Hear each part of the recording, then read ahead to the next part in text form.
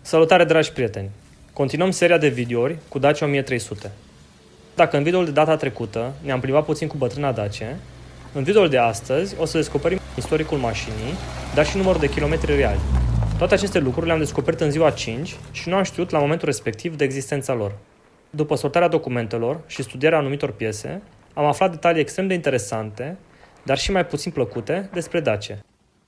Majoritatea documentelor găsite au fost depozitate în torpedoul mașinii, după cum se poate vedea din primul video cu Dacia 1300, postat acum mai bine de 9 luni. În ziua 4, după demontarea centurilor de siguranță, am observat un lucru extrem de ciudat, și anume că centurile au fost fabricate în Marea Britanie. Așa că mintea mea m-a dus cu gândul că poate sunt chiar centuri de Skoda. Imaginați-vă probabilitatea ca un scodist care lucrează la o Dacia să găsească un astfel de accesoriu.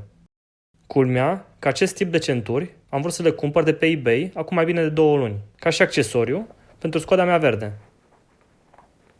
Scot la înaintare colecția mea de articole și prospecte pentru piața din Marea Britanie, iar în prospectele din anii 82 și 83 scrie negru pe alb că acest tip de centuri au fost montate pe Scode. Și dacă tot am deschis acest subiect, am decis să vă arăt cum arată marketingul capitalist la o mașină sovietică din anii 80.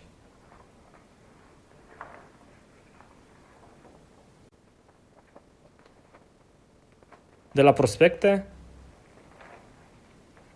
poze,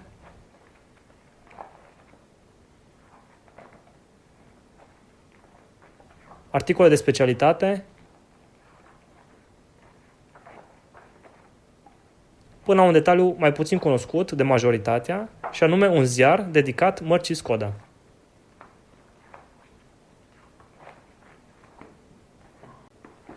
Revenind la Dacia, o să prezint pe rând documentele sortate, dar și anumite cărți pe care le-am găsit în mașină, dar și în garaj. O să încep cu un detaliu mai puțin interesant, și anume asigurările auto. Marea majoritate sunt asigurări încheiate la sfârșitul anilor 90, începutul anilor 2000. Următoarele documente reprezintă tot felul de garanții pentru acumulatori auto. Dar am găsit și bani vechi, stickere, dar și un carnet de membru de sindicat. Iar de aici, lucrurile încep să devină tot mai interesante.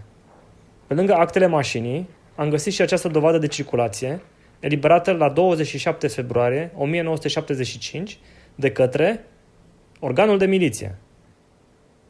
Este prima dată când văd așa ceva, dar bănuiesc că era folosită inițial după cumpărarea mașinii pe post de certificat de matriculare.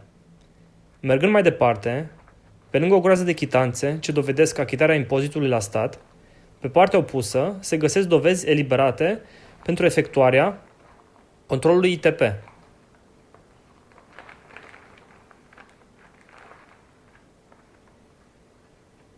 Cea mai veche dovadă ITP este din 1982 și, Doamne, cât de cool arată!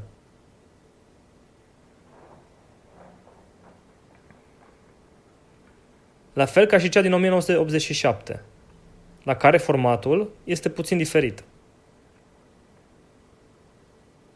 Ultima dovadă este post-decembristă și anume din 1992 și, culmea, diferența dintre toate dovezile liberate este de 5 ani.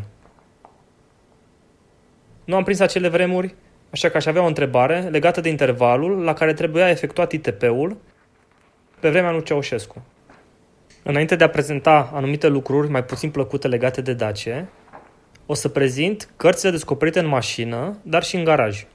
Printre ele, cartea de întreținere a Daciei 1300. După cum se poate vedea, coperta nu este în cea mai bună stare, dar, pe lângă prima pagină care este completată, restul manualului arată chiar foarte bine.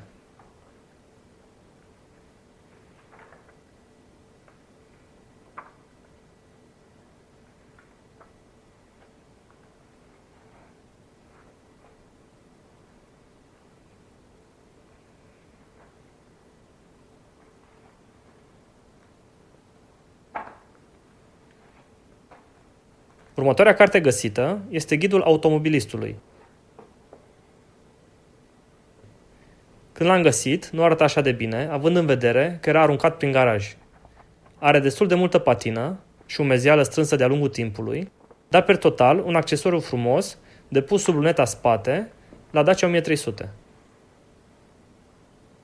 Manualul fiind publicat în 1960. Și la sfârșit, cireașa de pe tort. 2 carnete de bord emise de către ACR. Unul cu litere aurii și unul cu litere argintii. Cel argintiu are niște mici urme de uzură pe copertă, dar arată foarte bine.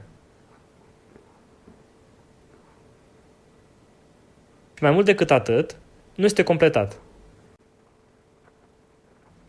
Am studiat atent acest manual și mi se pare unul dintre cele mai interesante și mai utile carnete de bord găsite sau cumpărate de către mine. Astfel, pe lângă întreținere, revizii, fișe de reparații, se găsește și un tabel cu caracteristicile tehnice ale mașinilor găsite pe piață la vremea respectivă. Ambele carnete de bord nu sunt datate, dar bănuiesc că sunt emise undeva la începutul anilor 70. Având în vedere că apare Dacia 1100 și Dacia 1300, modele fabricate începând cu anul 1969, dar și faptul că nu apare modelul Skoda 120, fabricat după 1976. Celălalt carnet de bord spune cu totul o altă poveste, și anume povestea Dacia 1300 la care lucrez. În manual am găsit mai multe poze cu vechiul proprietar, care o bună parte din viață a fost șofer de camion cu cegi. Și evident că nu putea lipsi și carnetul de membru ACR, din care lipsesc 2 taloane. Carnetul a fost emis în 1991 și a fost valabil până în 1992.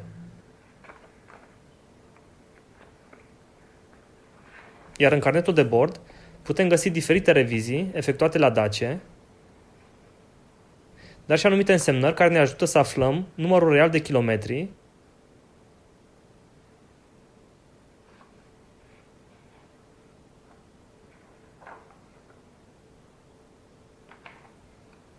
și anume 128.500.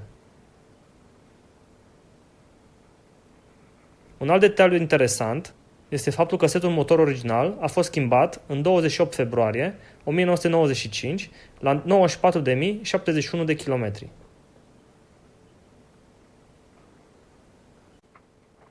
Carnetul de bord fiind deja completat, am decis să fac un mic sumar cu toate reparațiile și avariile suferite de către Dacia 1300. Așa că pun carnetul de bord deoparte,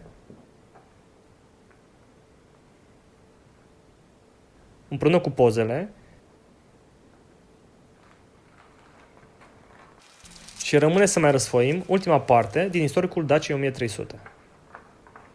Prima la rând, o fișă de service, 30 ianuarie 1978, în care scrie înlocuit panou ușă 4 bucăți, înlocuit husă și așa mai departe. Și asta mă duce cu gândul dacă mașina a avut interiorul totuși negru de fabrică și că interiorul vișiniu a fost schimbat în 1978. Este posibil să fi fost schimbate fețele de ușă exterioare, dar mă îndoiesc că doar după 3 ani era necesară o astfel de intervenție. Următoarea la rând, o fișă de intervenție din 1987, în care scrie Pansionat Bloc. Și aici revin cu o întrebare pentru dacioți, dacă au fost probleme de prindere cu seria motorului la Dacia 1300 sau blocul motor a fost schimbat. Mergem mai departe și ajungem în 1997. Un accident destul de serios suferit de către Dacia 1300. Avem dovada de accident eliberată de către poliție, împreună cu devizul de service, dar și toate chitanțele cu piesele cumpărate în copie. Pentru că nu era suficient, ajungem în 1998, un alt accident, la fel cu dovada eliberată de poliție și devizul complet. Dar de data asta este vorba de un accident mai puțin grav, care a afectat partea stângă față a mașinii. Așa că bătrâna Dacia are acum un istoric aproape complet, dar se transformă dintr-o mașină cu potențial într-o Dacia supraviețuitoare. Sunt lucruri pe care puteam să nu le prezint, dar doresc să se înțeleagă că acest canal este pe bune și, indiferent de lucrurile aflate, proiectul Dacia merge mai departe. Vă mulțumesc pentru vizionare!